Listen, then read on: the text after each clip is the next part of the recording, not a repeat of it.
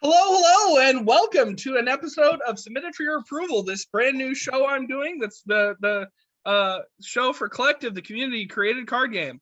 Sorry, guys, I've been really sick for the past 2 weeks, and so we've just had a lot of cancels. I'm actually a little still coming off of it right now, but whatever, I'm doing the show. Grief was also sick last week, and Empty is sick this week.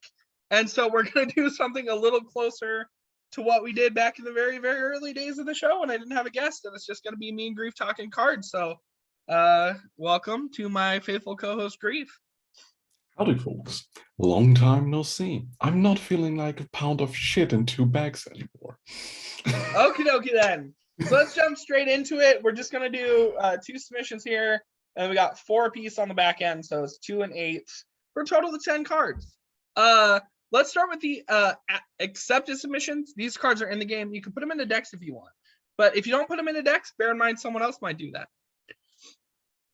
Starting with Revert Form is a 2-drop spirit spell from nowhere in particular with silence a unit and set its stats to its base stats. So really, really cool stuff. Cheap silence, which we haven't seen in quite a while, really, have we? And so this actually reminded me a lot of the whole debacle with changing Deface up and all the stuff that went through that, and we ended up getting Revert Form in. I really, really like this. This will be a solid staple for a lot of decks to deal with cards that have useful abilities that need to get scrubbed. And it also has some bonus stuff to deal with, particularly nasty against mutants or anything that has a 0/0 base stat. Just very cool, versatile card, and I wanted to highlight it. And I really like the art, actually. Grief, what do you think of this? From legacy perspective, since legacy is a thing again. Yeah, I can see this used as a 2-off, and as that you can pairs with, that you could potentially use in your secondary deck that is more spirit adjacent to get rid of some key units, especially fact-wise, because of ongoing effects or actives that you want to disable. It's more and less on a faster side of the format, so I don't really see too much use out of it of the base stat reset, because most of the times where you are hit by that, it's usually either blanket effect for the entire board, or you can technically disable a Cassiel with something like that to reset her to a base stats, and that's maybe a use case. Outside of that, I don't know how you want to apply this for standard, besides, as I said, a key silence disabling tool.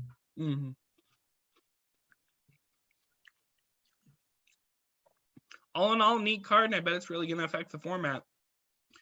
And the Sire of Nubedural is a 2-drop strength, 2/3 insect demon horror from HPL with end of turn. If a player has 4+ cards in hand, that player discards a card. So I just have to take a moment and just gawk at the art because it's so beautiful.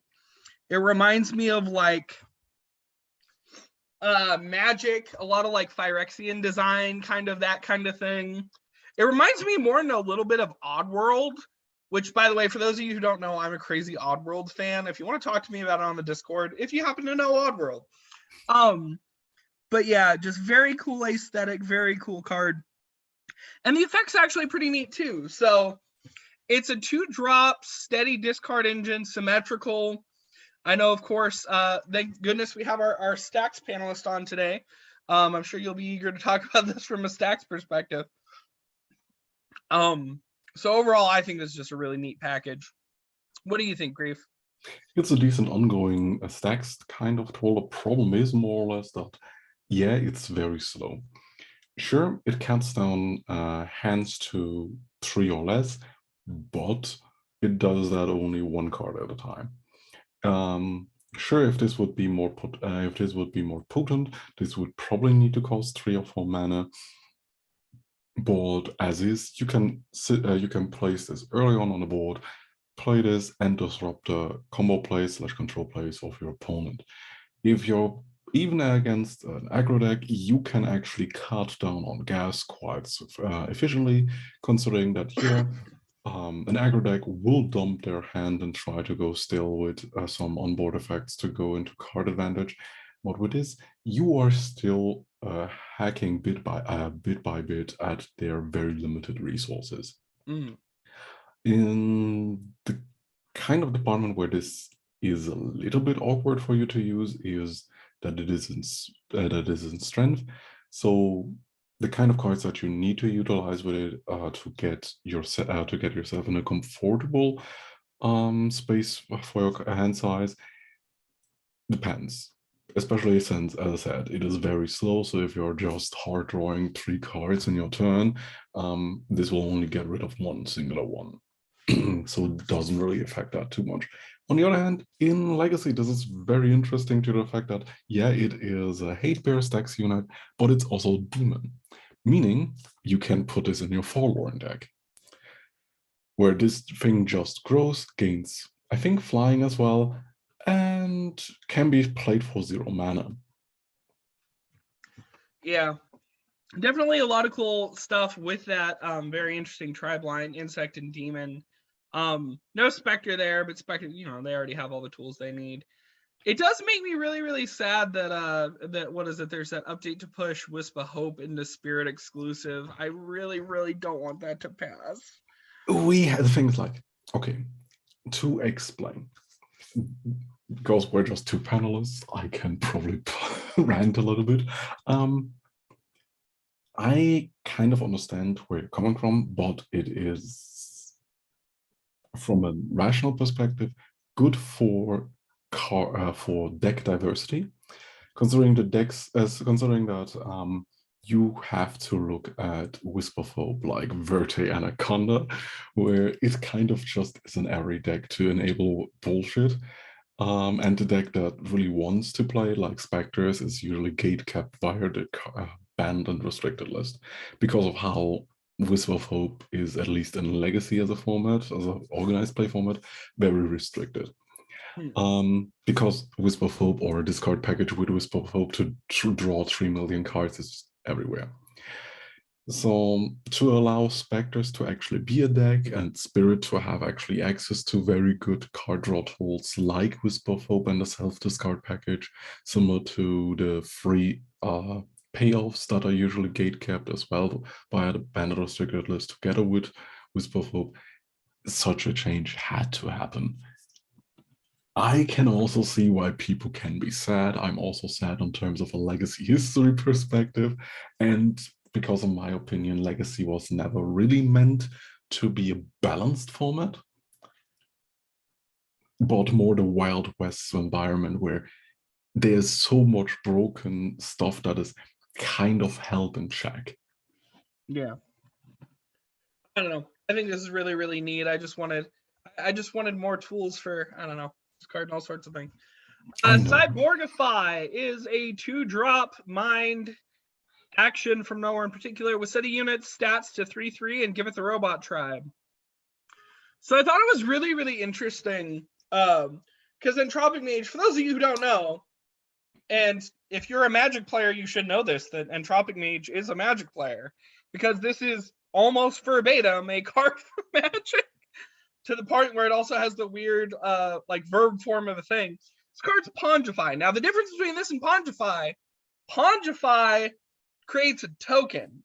This only resets stats and adds a tribe, which means using this offensively, which is Pongify's main use case, a little limited. But you can still do some fun stuff with this, and I thought it was really, really neat. And if that's all a coincidence, then I don't know what's wrong with me, because I don't think that could possibly be a coincidence. Grief, what do you think about this? I think it's limited in terms of usefulness. You can say, okay, you can put this on your 1/1s and make them 3/3s and also robots and robot tribal whatsoever, but robots usually benefit from card effects in hand or affecting hand or creating prototype tokens whatsoever. This is, if at all, trying to hit some units that are very highly statted and can be vulnerable, because you have to also consider that most of our high cost units usually have self-protection.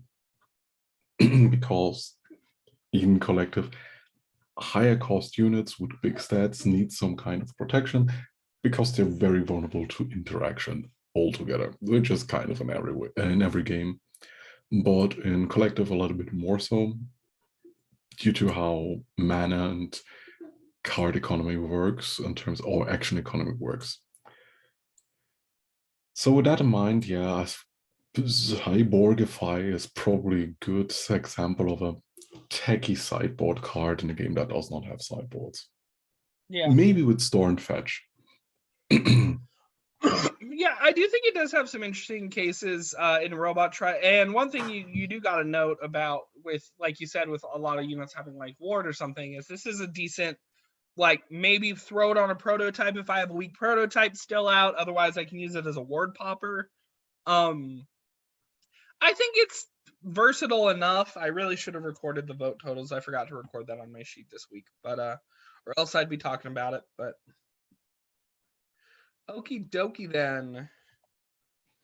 Let's talk about more people doing trippy stuff with the Midjourney AI. Frayed Soul is a 1-drop spirit 2/1 undead specter from Mortstall, Realm of the Dead Things. With when a Frayed Soul enters your graveyard, collect a soul. Every time you collect 5 souls, force play a 10 or less cost undead or specter from your deck.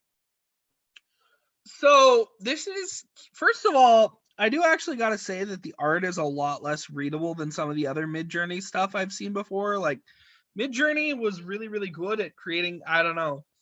Midjourney was a lot more coherent than, say, your Vikugan. And I think this thing is like, oh, it's got like eye holes and a mouth, and then the rest of the body plan just makes, I don't know. It's not as compelling as, say, your Sire of Nubedural or whatever. But the effect is just weird for me. So this relies on you, like, you need a way to either keep recurring this or a way to, like, I don't know. This doesn't make sense to me. Maybe I'm missing something, but it just seems like this is way too slow. If you're actually running it for the build around, it's clearly designed as. And there's just other better things you could do, even just with 1-drops. Grief, what do you think of this? This card is bait. Bought it as a quirky deck in Legacy.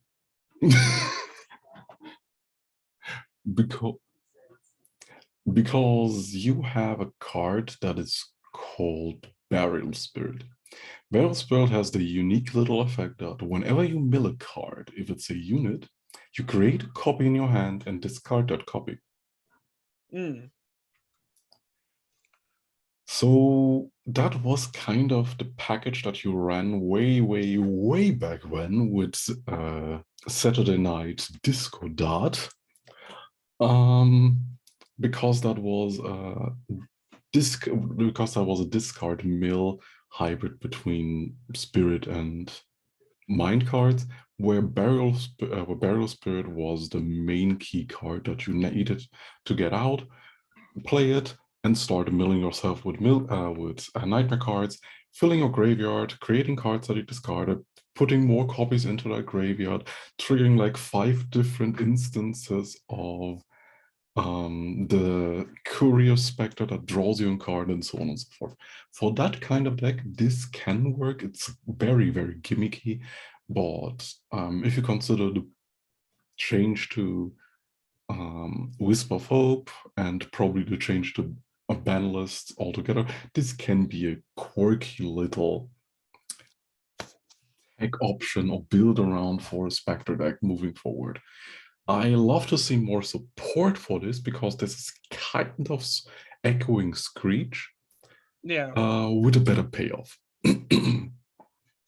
Yeah, I do get it. It's just, I feel like, especially with the whole, like, oh, this is supposed to be like a 1-cost thing, like, if you want to run, like, there's so much stuff better already in the way of like 1-cost support, and then the other effect seems too slow for the current card pool. Like, I mean, you have also the Librarian, I think, that puts 2 copies into your deck. That shuffles back cards with 2 copies. What was it? Yeah, are you really gonna run this with like board bookkeeper type shenanigans? Or? The thing is, like, this card needs such a shell, sadly. So as I said, it's very much very Timmy Johnny-esque brain bug that you have to build a deck around. But yeah, so even if you're like, oh well, I could just like throw a bunch of these into my deck somehow, maybe on bottom, like that package exists and it's in mind, right? And so I just don't know if you really want to run like dual affinity, undead, specters, trying to throw a bunch of these in order to get one big 10 drop, and I don't even know what your 10 drop is. I don't know, because I probably, as I said, it's like a build around, it's quirky. Yeah. It's something that people in single player will play around. Yeah. No offense. Yeah, it's just, yeah, I agree with you.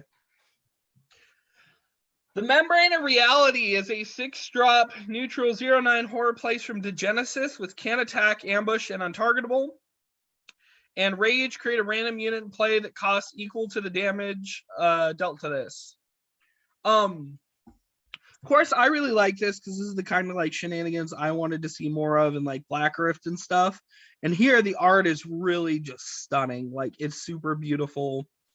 This is one of the better Mid-Journey pieces, I would say. I'm very glad we're starting to use Mid-Journey in this. I actually did sign up on the wait list to see if I can get to play around with it a little bit because this thing is so cool. So about the actual effect. It has untargetable and this rage effect. That means it's very, very hard for you to use this as a build around rage enabler. This is kind of meant to be played honestly, where you just use this as a wall and the beefy stat line and hope you take a lot of damage and get a big unit out of it.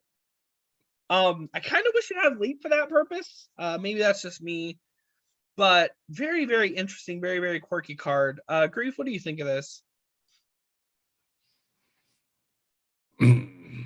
Okay, this card is bait.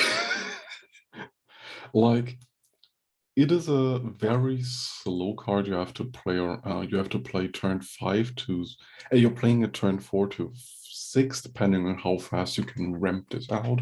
But even then, when this blocks a unit or gets dueled, or no, cannot even duel it because it's untargetable. So Yeah. it's just a wall that sits there. Very cool anti-mid-range, anti-aggro piece, because yeah, you're probably getting against mid-range decks a 5 to 6 cost unit out of it. Against aggro, probably a 2 to 4 cost unit. But that's it. Because if it's an aggro deck, they have more than just one dude, and if you're very shit out of luck, they're just attacking you with their Cassio. Yeah. Which this does nothing against because it does not block flyers, which I can agree with. Yeah, this should have something like leap or so to actually catch that case as well, but whatever. For what you want to use it for, it's very slow, very cumbersome. You cannot really turbo it out, and even if you do, your opponent has to be the proactive one. It's a very weird card. And the payoff is all over the place. Because yeah, you can get anything out of standard that is around the damage around the damage that is dealt to it and caused, and it's and on top of that, if you're playing this in Legacy, oh cool, he beat me with his Feowin, now I'm getting Henry. Yeah.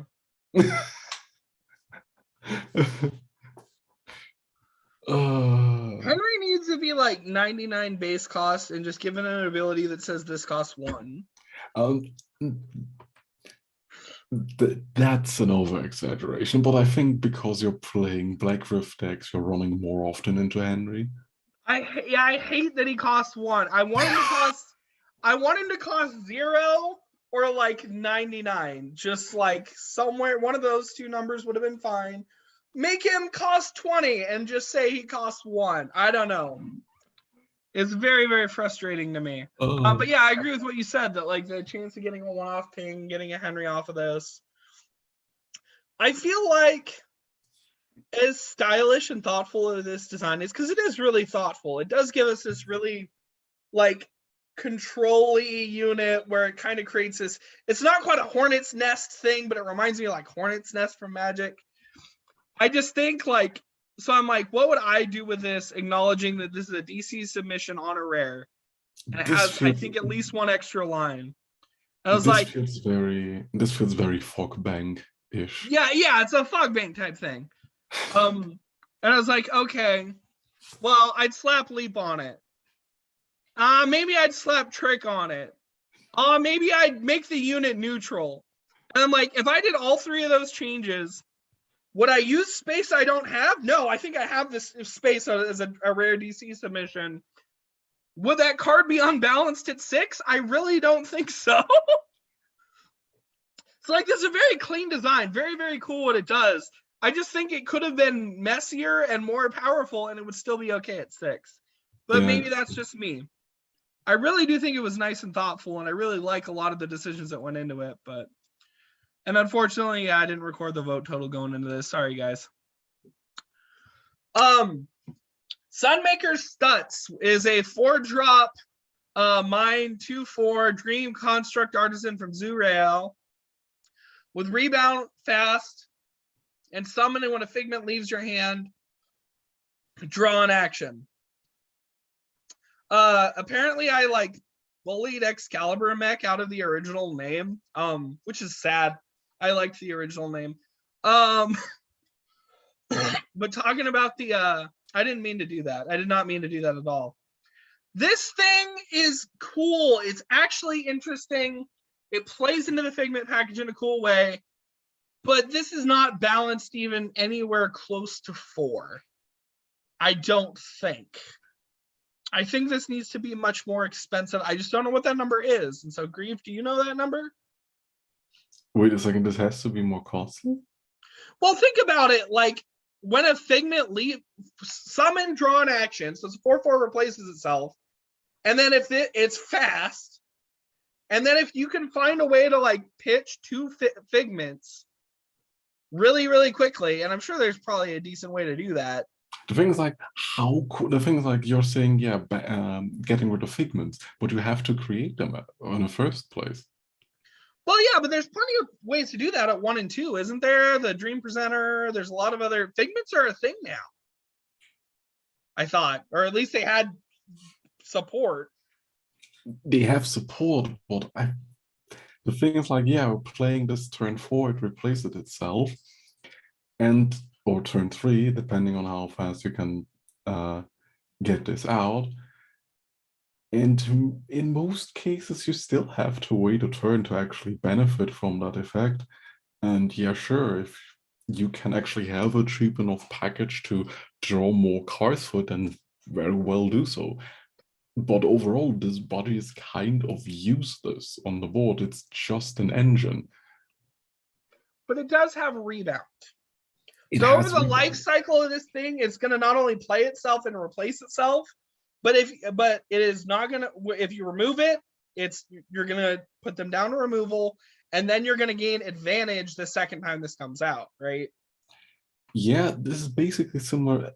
We're kind of looking similar-ish at a case of this being the Spectral Courier, but with better stats. And well, Spectral Courier just cares about being pitched into the graveyard or being played as a summon, so you can actually get 2 cards out of it. This is a better engine, but way more restrictive to its own archetype, which is a topic we'll come back to in this same episode. Can you hear my grandmother? Yes. Okay, that's kind of awkward. But yeah, and in this case, it's a strong card. Don't get me wrong, but it needs its archetype to shine. Yeah. In most other cases, it's a draw card for 4 mana with being way understated, but having rebound. So you can get 2 cards out of it, or discard it to get a benefit out of another card. It's a good card, but very archetypal. Okay.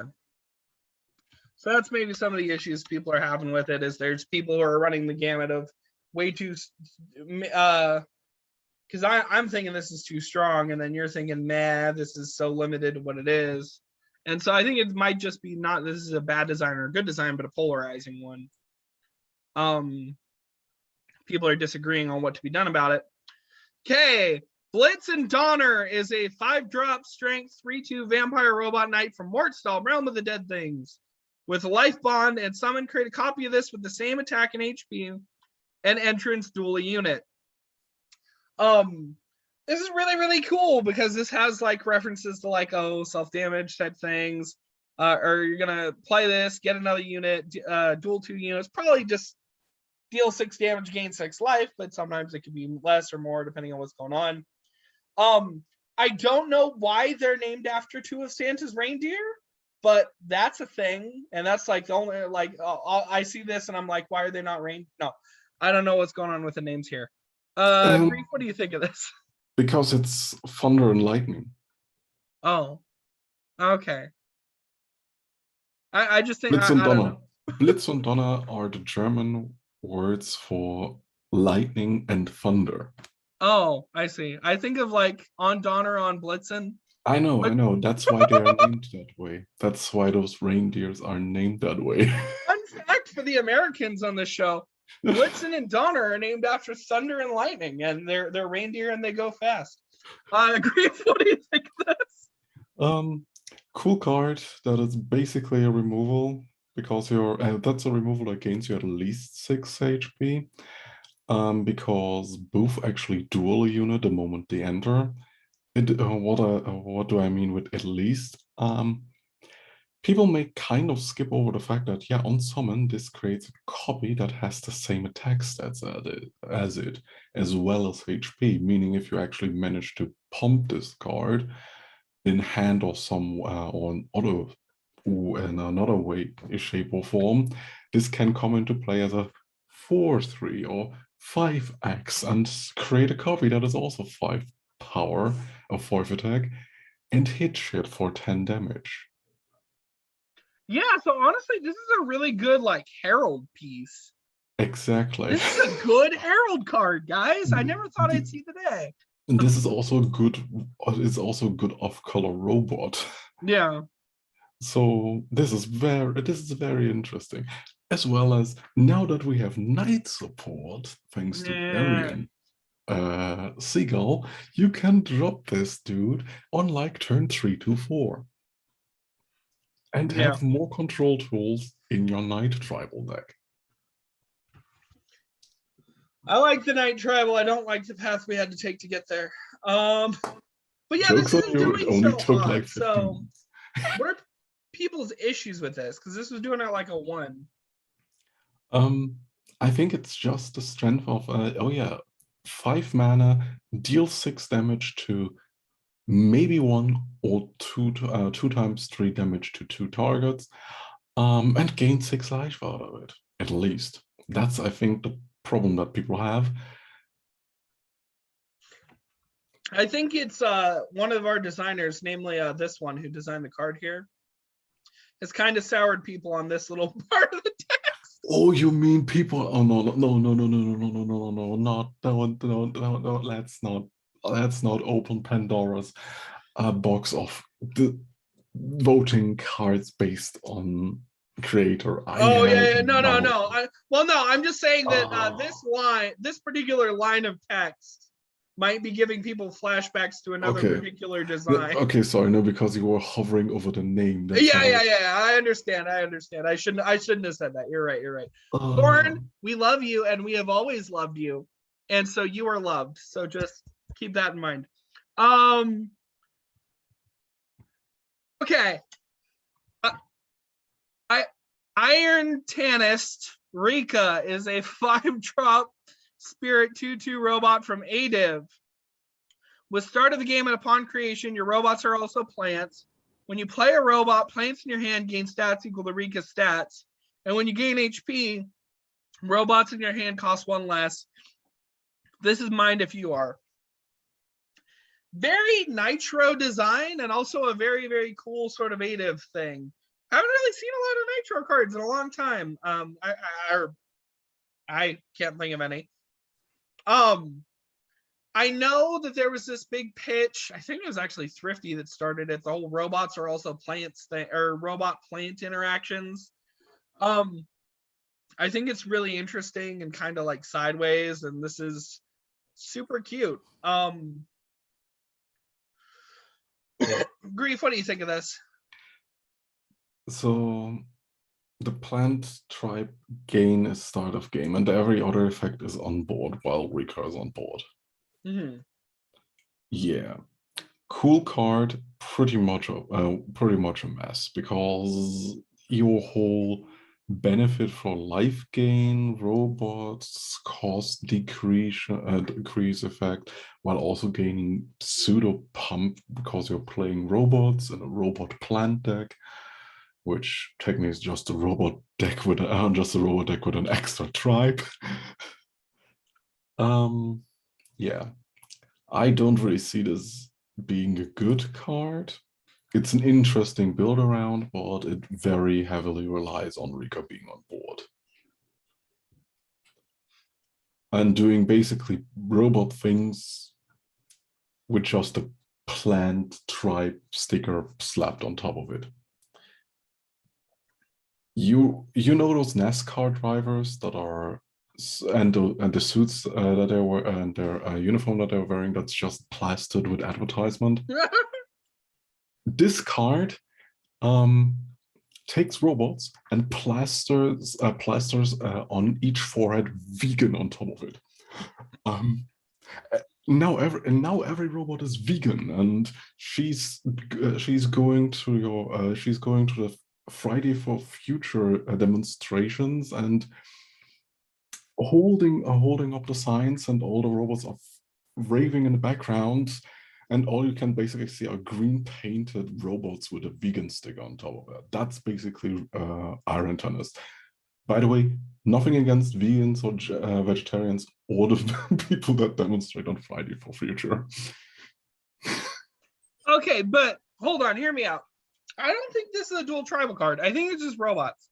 As I said, it's robots with a tribal sticker on top of them. Yeah, exactly. And so, yeah, you're not running any plants in this because your robots are also plants.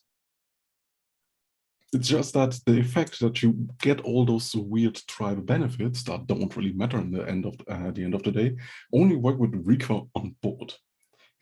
You're basically looking at when at a card like Sunrise, but if Sunrise basically only said, yeah, okay, your Lizardos are green now. Yeah. I do nothing until you actually draw and play me. I still think this is kind of interesting. Once you do have to get this out. I mean, before that, you're just doing regular stuff. But I guess does this go with created? Because if this includes your created robots, right? You're doing like a billionaire purchase, and then you get this thing out. You play a prototype. Your prototypes get +2/+2 in hand. Then you play. It can snowball really fast. It's a good finisher, perhaps. But yeah, you're right. You do have to rely on getting it out. You have to draw it and play it. Before that, you're just doing robot stuff. Yeah. This is very much a win more card. I can kind of see that. Yeah, the deck that this is for is like too reliant on getting it out.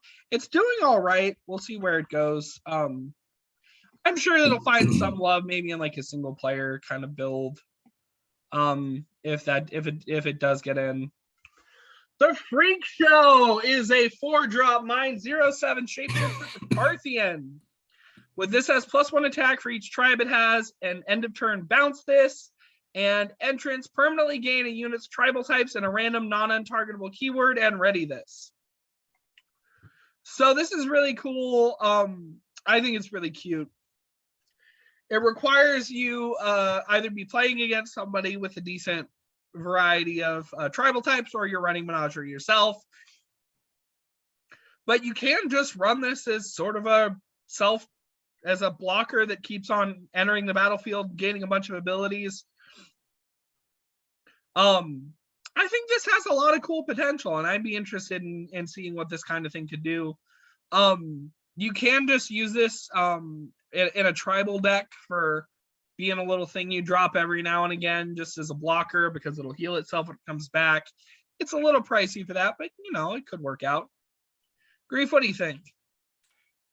This is one problem, and one problem alone. End of turn bounce this.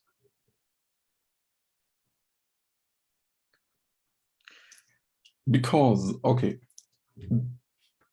I can see why this card has this effect, but you should be at least optional that you want to bounce this with an active or stuff like that. Yeah.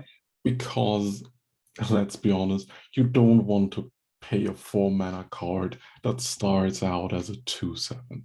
Yeah. And occasionally gets a decent keyword.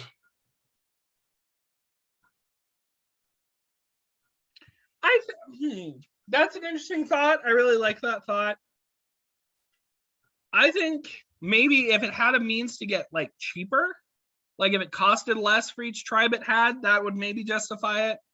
But then I guess I don't know. I think you're right, this is too slow to see any sort of competitive playing. It's kind of a casual looking card. I think it does a good job at that though, because, and who knows if Menagerie takes off again, could be an interesting little piece for it. Although I guess maybe you don't want this with your Karma deck. I don't know. I mean, you can basically, what can happen is like, okay, this is a 2/7, it gains deadly, cool, block. Because the keywords aren't permanent, or are they as well? They are. Oh, the keywords are. Okay, because I was thinking that only the tribal were permanent and you're basically just rolling the dice every time you're playing it. In that case, then it's cool. The thing is, do they stack? Because can this draw affects twice, because it's not saying that it cannot. I think it's working how a random keyword would normally work, where it only rolls from among keywords you don't already have. Okay, in that case, this is better. Yeah, it can actually roll ward or even rebound, which is funny. Funny and unnecessary. But yeah, in that case, it's a better card that's just lacking in stats, and at that point, it's a very slow deck that you can occasionally use as a blocker, because aggressively this is nothing. Yeah. Well, it's sitting at 6. It's actually doing pretty well. A thought for those interested in like running this, if we wanted to put some updates on this, maybe lower some numbers would have been cool. It's a DC card. Yeah, it's a DC card. So vote this in. Just vote this into the game, and if you don't like the stats, we'll play around with the stats. Come on. No, guys. I mean, it's a DC card, I think, for the unique stat DC. Yeah, but do we have a 3-drop 0/6? I don't think so, Grief. Good question. I think we have as a place. I don't know. We'll find different numbers for it. I don't know.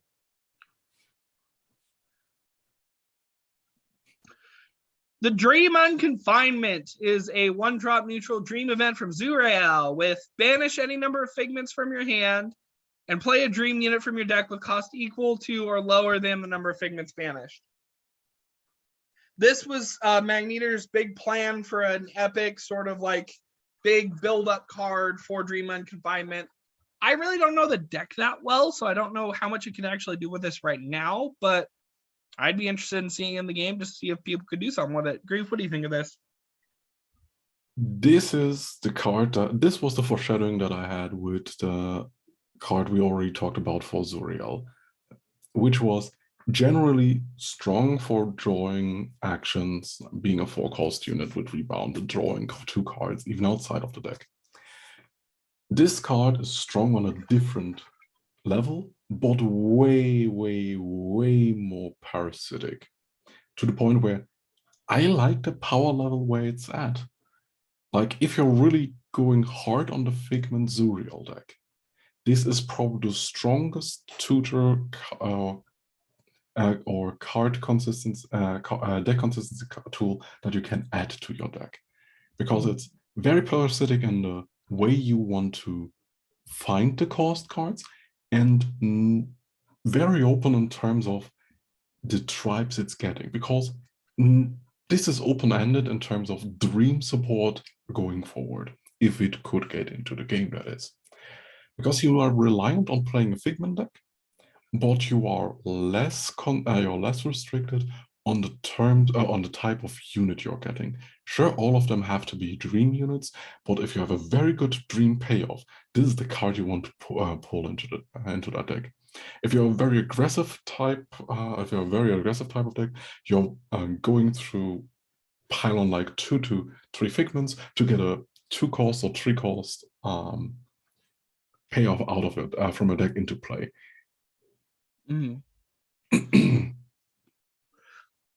So it's sitting at 2. And I think the parasitism might be a big thing that's like harming it. And it's a rare.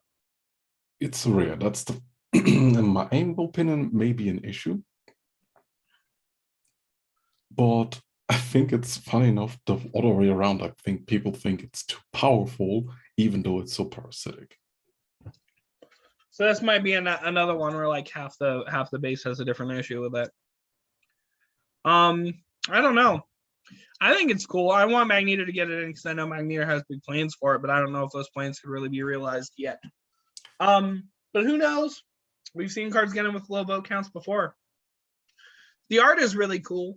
I almost wish he'd done a little bit more with it because it's a little messy, but it could have been messier. I mean, you're talking Zuriel here. It makes too much sense, the lighting and stuff like that. Just go really wacky with it. I don't know. I really love that card. I think I will put it into my 12th slot for Patreon because, yeah, okay, even at the 12th slot, it maybe doesn't have the chances due to the fact that it's so low on the subreddit. Maybe it's higher in game, but I doubt it. But I really want this card in, and that's maybe an extra chance to maybe potentially get it in, because that's a very cool payoff for the round. Yeah. So that was it for this week. Hope you guys enjoyed the show. I know we were just me and Grief, but you know, sometimes it's nice to just do a little heart to heart, just, you know, like in the good old days. So thank you, Grief, for joining me today. You're welcome. It's always fun to be here. So we will be back next week. We're going to be back to our regularly scheduled stuff. It was just, we had some sick days. You know, we're allowed to take a break every now and again. So like, comment, subscribe, remind me why I keep doing the show, and keep on playing collective and keep on voting on cards. Bye. See ya.